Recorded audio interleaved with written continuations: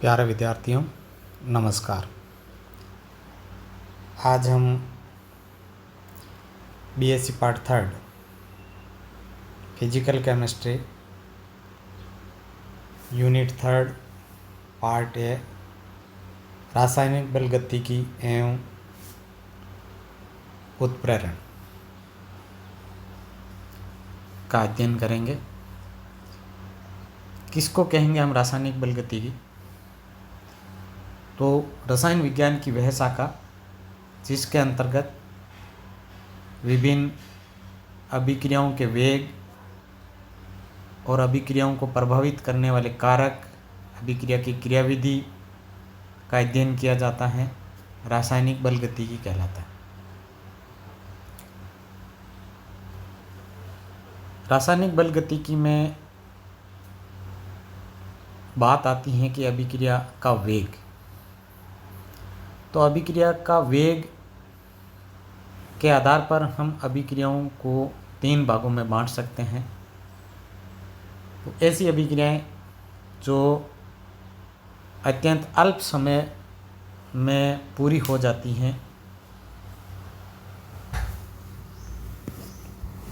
वो तीव्र अभिक्रियाएं कहलाती हैं। जैसे जो आयनिक अभिक्रियाएं हैं वो इस श्रेणी में आती हैं। उदाहरण के लिए हम एक पढ़ते हैं, NaCl प्लस AgNO3 मिलकर के AgCl का वाइट प्रेसिपिटेट आता है प्लस सोडियम नाइट्रेट बनता है। तो ये अभिक्रिया एक आयनिक अभिक्रिया है और आयनों का संयोग अतिशीघ्र हो जाता है, तो ये अभिक्रिया तीव्र अभिक्रिया कहलाएगी। सेकंड प्रकार से आती हैं अति मंद अभिक्रिया,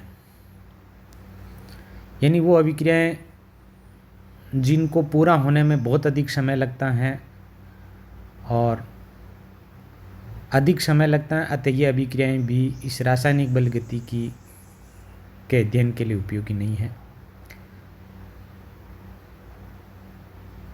जैसे H2O plus O2 H2O2। Third प्रकार की अभिक्रियाएं हैं मंद अभिक्रियाएं, यानी न तो वो ज़्यादा तीव्र अभिक्रिया है और न ही वो ज़्यादा मंद है,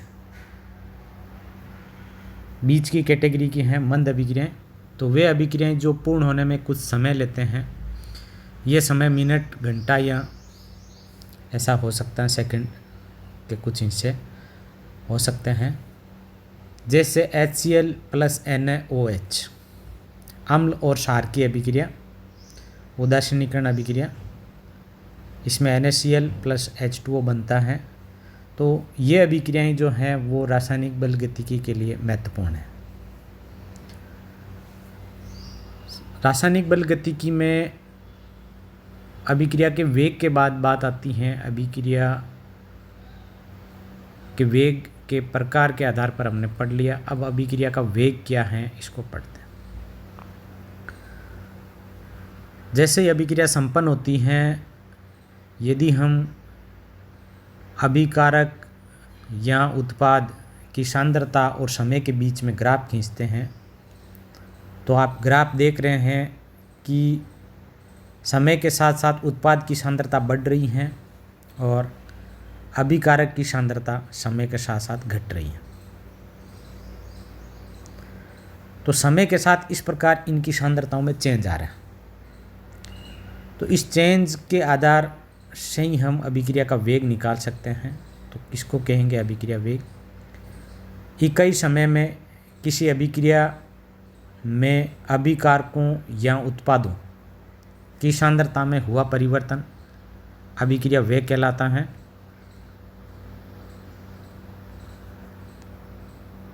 इसका यदि हम फॉर्मूला लिखते हैं तो अभिक्रिया वेग, यदि अभिकारक A लेते हैं तो अभिकारक A की सांद्रता में चेंज बटा समय चेंज, इसको dA/dt लिख सकते हैं। यदि इसका मात्रक निकालते हैं तो ऊपर सांद्रता घटक है, नीचे समय घटक है। सांद्रता की यूनिट मोल पर लीटर होती है और समय की यूनिट सेकंड होती है। तो इस प्रकार से अभिक्रिया वेग की जो इकाई बनेगी वह मोल पर लीटर पर सेकंड बनेगी। अभिक्रिया वेग के प्रकार।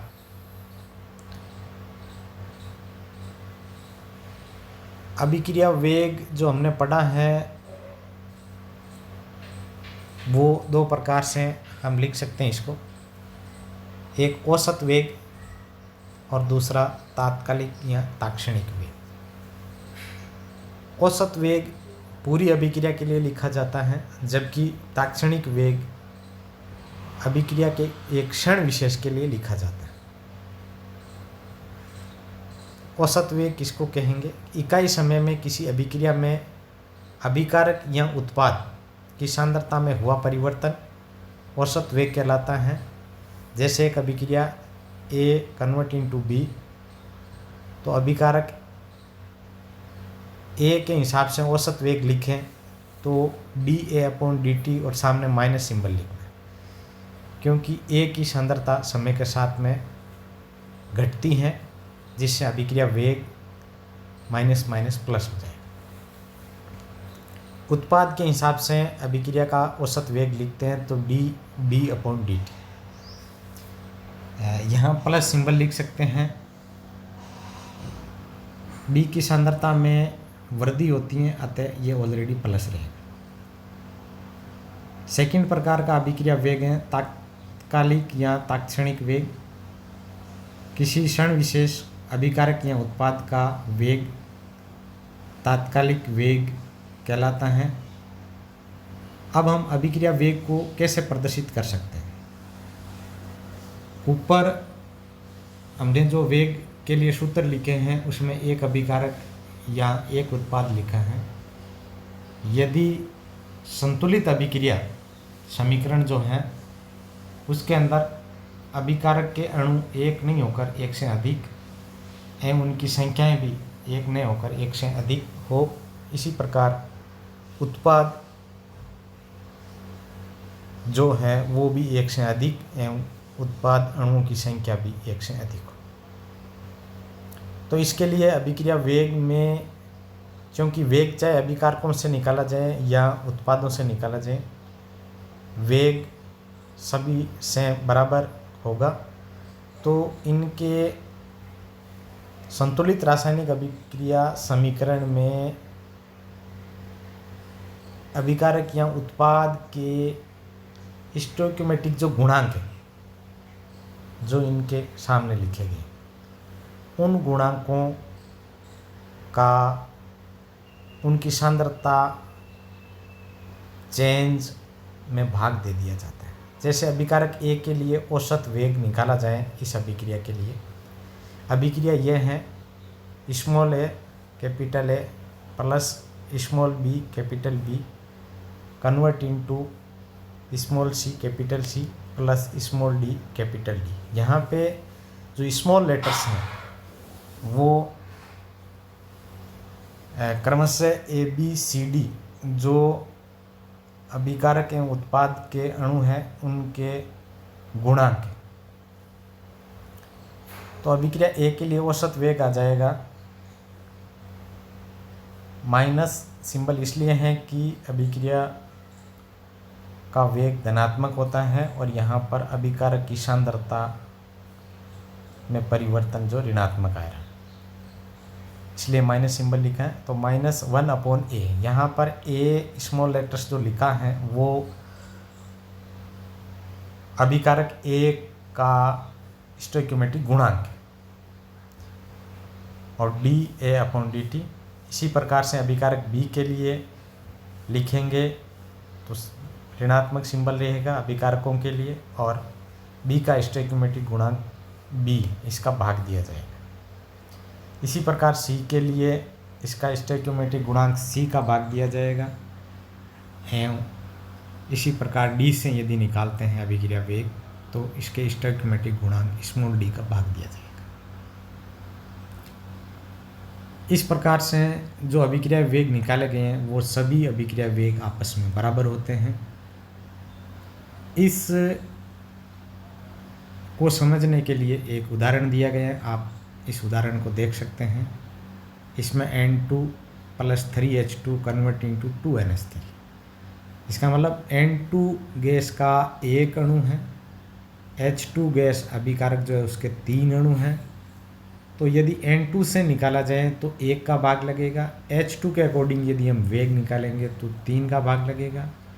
इसी प्रकार से उत्पाद 2NH3 बन रहा है, तो उत्पाद के हिसाब से यदि वेग निकाला जाएंगे तो 2 का भाग लगेगा। और इस प्रकार से ये वेग निकाले गए हैं और ये सभी आपस में बराबर है।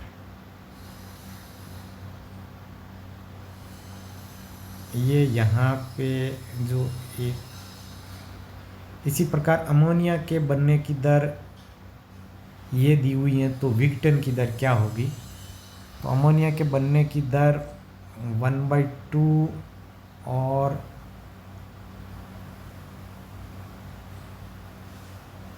ये जो हैं वो आपके N2 के बनने की दर किस प्रकार से हैं?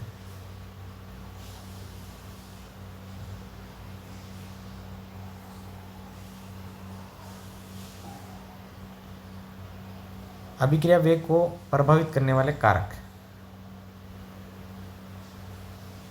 अभिक्रिया का वेग कब कम होगा, कब अधिक होगा, इसको प्रभावित करने वाले कारक कुछ इस प्रकार से हैं। अभिकारकों की सांद्रता, हमने पहले एक ग्राफ देखा था, उस ग्राफ में समय के सापेक्ष ग्राफ खींचा था अभिकारकों एवं उत्पादों की सांद्रता का। तो अभिक्रिया का वेग इनकी सांद्रता पे निर्भर करता है। अभिक्रिया वेग समानुपाती सांद्रता,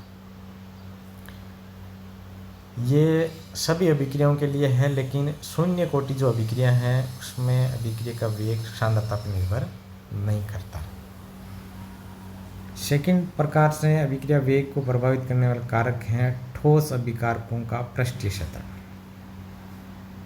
तो पृष्ठीय क्षेत्रफल जितना अधिक होगा अभिक्रिया का वेग उतना ही अधिक होगा।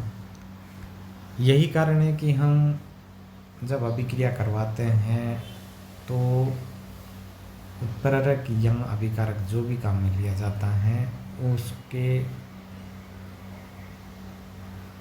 पृष्ठीय क्षेत्रफल बढ़ाने के लिए उसके छोटे छोटे टुकड़े कर देते हैं या महीन पाउडर लिया जाता है, जिससे उनका पृष्ठीय क्षेत्रफल बढ़ जाता है, जिससे अभिक्रिया का वेग बढ़ जाता है। थर्ड है ताप गुणांक। ताप गुणांक किसको कहेंगे? जैसे अभिक्रिया का वेग ताप के साथ में निर्भर करता है। अभिक्रिया का वेग अमूमन ताप बढ़ाने से बढ़ जाता है। वैसे ऊष्माशोषी ऊष्मा सेपी अभिक्रियाओं के संदर्भ में यदि हम आगे देखेंगे तो ऊष्मा सेपी अभिक्रिया में ताप बढ़ाने पर वेग घटता है, जबकि ऊष्माशोषी में ताप बढ़ाने पर वेग बढ़ता है। यहाँ पे हम अभिक्रिया का वेग कितना बदलता है ताप के साथ, वो ताप गुणांक से समझते हैं। ताप में 10 डिग्री सेंटीग्रेड की वृद्धि या 10 डिग्री सेंटीग्रेड का अंतर, जैसे 35 डिग्री पे अभिक्रिया है और 25 डिग्री पर अभिक्रिया, तो उन अभिक्रियाओं का यदि अनुपात लिया जाए तो यही ताप गुणांक कहलाता है और इसका मान लगभग 2-3 गुना हो जाता है। अभिक्रिया का वेग 2-3 गुना बढ़ जाता है। Thank you.